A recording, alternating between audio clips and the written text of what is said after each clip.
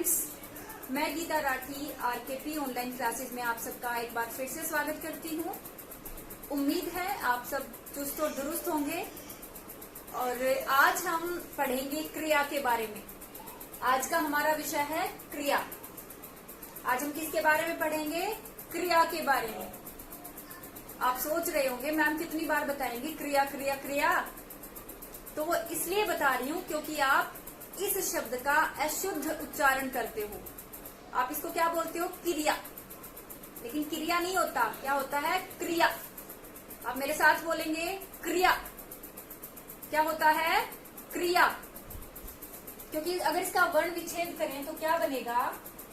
क हलंत जमा र हलंत जमा ई जमा य हलंत जमा आ, है ना?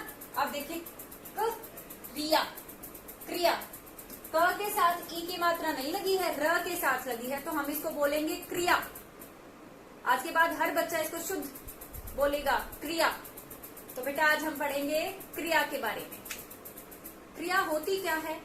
कोई भी काम, चलना, उठना, सोना, बैठना, जागना, गाना, ये सब क्रियाएं हैं। और अगर व्याकरणिक तौर पर इसकी परिभाषा देखें तो वे शब्द जिनसे किसी काम के करने या होने का पता चले उन्हें क्रिया कहते हैं। जिन शब्दों से किसी काम के करने या होने का पता चले उन्हें क्रिया कहते हैं। अब यहाँ दो शब्द आए हैं, करने और होने। इसमें क्या अंतर है? तो बेटा जैसे अगर क्रिया स्वयं हो रही है, उसमें कर्ता आपको काम करता हुआ दिखाई नहीं दे रहा है, स्पष्ट नहीं हो रहा कि कर्ता काम कर रहा है, काम अपने आप हो रहा है, वहां होना कहेंगे। और जब काम किया जा रहा वहां क्रिया की जा रही है, यानी करना। कैसे? अगर मैंने एक वाक्य लिखा, मोहन पुस्तक पढ़ रहा है, मोहन पुस्तक पढ़ रहा है, तो यहाँ पर क्रिया की जा रही है, क्रिया की जा रही है, पढ़ाई की जा रही है, सॉरी पढ़ रहा है, तो यहाँ क्रिया क्या है? की जा रही है, तो क्रिया करना पता चल रहा है।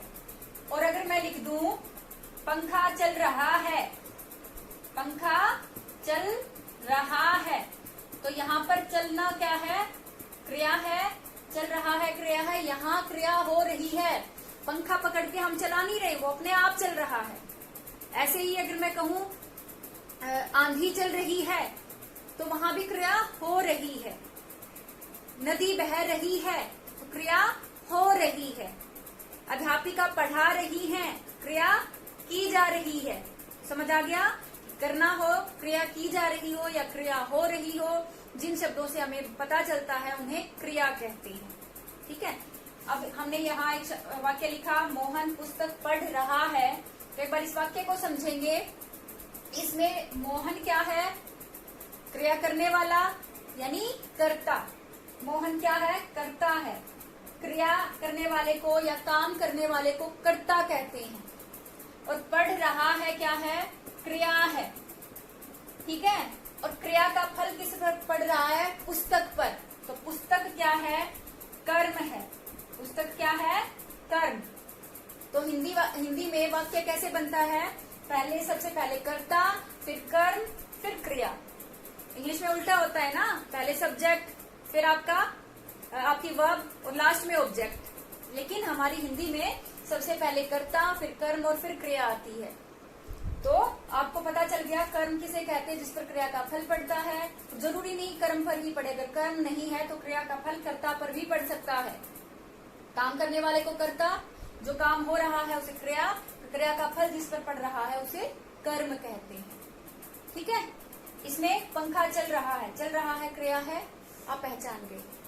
अब आप और अगर एक वाक्य आपके सामने आ जाए, शीला बीमार है, तो यहाँ पर क्रिया क्या है?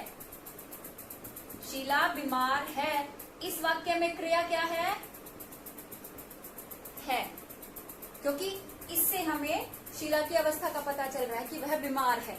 था होता, यहाँ पर शब्द था होता, उसका मतलब बीमार थी, अब नहीं है, तो इसमें है क्रिया है। अब आपके दिमाग में एक बात आएगी कि 3-3 शब्द क्रिया, यहाँ भी 3 शब्द क्रिया और यहाँ एक, तो ये 3 शब्द नहीं, इसको हम बोलते हैं क्रियापदबंध। ठीक है, और इस क्रियापदबंध में जो अंश मुख्य होता है, जैसे कि इसमें पढ़ना मुख्य था, जो अर्थ मुख्य वाक्य में क्रिया का मुख्य अर्थ प्रदान करता है कि इसमें पढ़ाई हो रही है, पढ़ना काम किया जा रहा है, तो इसे कहते हैं मुख्य क्रिया। क्रियापदबंध का जो मुख्य हमें काम के बारे में बताता है, जिसे मुख्य अर्थ हमें प्रदान करती है, उसे कहते हैं मुख्य क्रिया। ठीक है, और जो क्रिया को पूरा अर्थ देने में या क्रिया को की पूर्णता का बोध हमें कराती है कि रहा है, रहा था, रही है, रहेगी, जा चुका था तो चुका था, ये सब क्या है, सहायक क्रियाएं हैं। तो यहाँ पर रहा है क्या है, ये है सहायक क्रिया। क्या है, सहायक क्रिया।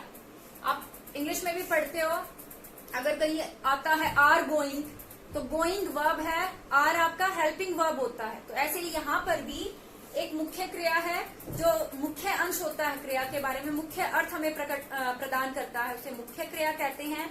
और जो उसको संपूर्णता प्रदान करता है, जो अर्थ को स्पष्ट करने में मदद करता है, उसे कहेंगे सहायक क्रिया।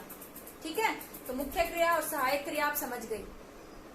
फिर बेटा एक और शब्द आपको समझने की जरूरत है, धातु। धातु किसे कहते हैं? आप सबको पता है हिंदी भाषा संस्कृत से बनी है, तो संस्कृत में भी क्रिया के मूल रूप को धातु कहते हैं। धातु, क्रिया के मूल रूप को धातु कहते हैं। क्रिया के का मूल रूप क्या कहलाता है? धातु। मूल मतलब जड़, जो उसका मेन जो शब्द था, मूल रूप। कैसे? जैसे पढ़, ये धातु है। लिख, ये धातु है। जा, ये धातु है। और इन सब में जब ना प्रत्यय जोड़ देते हैं तो वह क्रिया बन जाती है। पढ़ से पढ़ना, लिख लिखना, जा जाना, गा गाना। तो क्रिया के मूल रूप को धातु कहते हैं।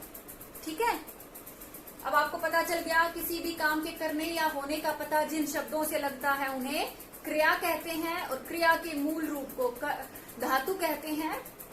अब हम देखेंगे कि क्रिया के कितने भेद होते हैं। ठीक है, उससे पहले एक बार देख लीजिए। अगर मैं कहूं पक्षी उड़ रहे हैं, तो यहाँ पर क्रिया क्या है? उड़ रहे हैं। मोहन हंसता है, यहाँ क्रिया क्या है? हंसता है।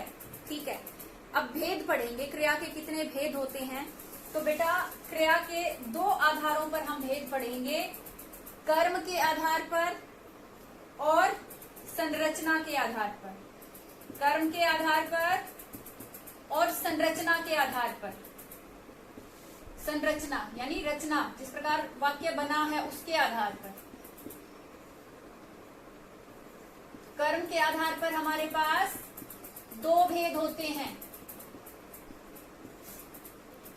कर्म 2 भेद होते हैं। पहला है अकर्मक क्रिया। पहला अकर्मक क्रिया और दूसरा है सकर्मक क्रिया। सकर्मक क्रिया। और संरचना के आधार पर हमारे पास 5 भेद होते हैं। पहला सामान्य क्रिया, सब एक बार नाम ध्यान से देख लीजिए। सामान्य क्रिया। दूसरा है संयुक्त क्रिया। संयुक्त क्रिया। तीसरा है प्रेरणार्थक क्रिया। प्रेरणार्थक क्रिया।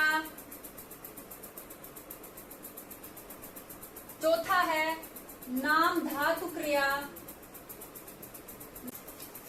नाम धातु क्रिया। और हमारा 5वां है पूर्वकालिक क्रिया।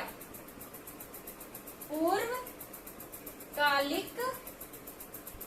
क्रिया। ठीक है, तो दोनों आधारों पर विस्तार से हम अगली वीडियो में पढ़ेंगे बेटा। अभी आप सिर्फ एक बार नाम याद रख लेंगे। कर्म के आधार पर अकर्मक क्रिया और सकर्मक क्रिया 2 भेद होते हैं, और संरचना के आधार पर सामान्य क्रिया, संयुक्त क्रिया, प्रेरणार्थक क्रिया, नाम धातु क्रिया और पूर्वकालिक क्रिया, ये 5 भेद होते हैं। विस्तार से हम इनके बारे में अगली वीडियो में पढ़ेंगे। धन्यवाद।